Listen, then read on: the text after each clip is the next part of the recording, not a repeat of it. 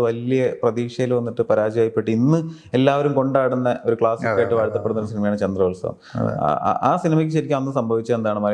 എന്നാൽ ലാലേട്ടന്റെ മുണ്ട് മടക്കി കുത്തലും മീശവരി എല്ലാം ഉള്ള ഒരു സിനിമയാണ്.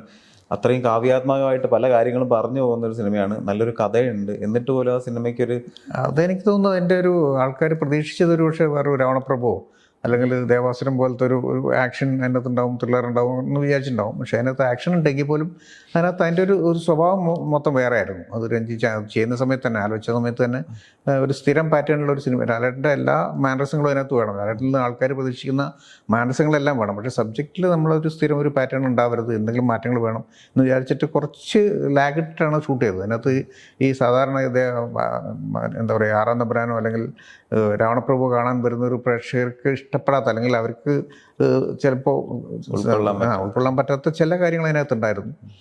അതൊന്ന് മാറ്റി, മനഃപൂർവ്വം തന്നെ ഒന്ന് മാറ്റി ചെയ്യാൻ വേണ്ടിയിട്ട് അന്ന് ശ്രമിച്ചതാണ്. അതായിരിക്കും ചിലപ്പോൾ ഒന്ന് പറ്റിപ്പോയത്. നമ്മൾ ഈ പറഞ്ഞ പോലെ ആൾക്കാരുടെ പ്രതീക്ഷയും നമ്മുടെ സിനിമയുടെ ഒരു ഇതും രണ്ടു വഴിക്ക് പോയതായിരിക്കും.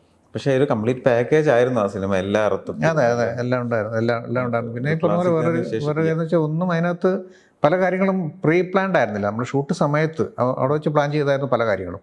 ഷൂട്ട് നടന്നുകൊണ്ടിരിക്കുമ്പോൾ പ്ലാൻ ചെയ്ത ഒരുപാട് കാര്യങ്ങൾ അതിനകത്തുണ്ടായിരുന്നു. അപ്പോൾ അത് ആയിരിക്കും ചിലപ്പോൾ എനിക്ക് തോന്നുന്നത് അങ്ങനത്തെ ഒരു ആൾക്കാർക്ക് അക്സെപ്റ്റ് ചെയ്യാൻ പറ്റാതെ പോയതിൻ്റെ ഒരു കാരണം.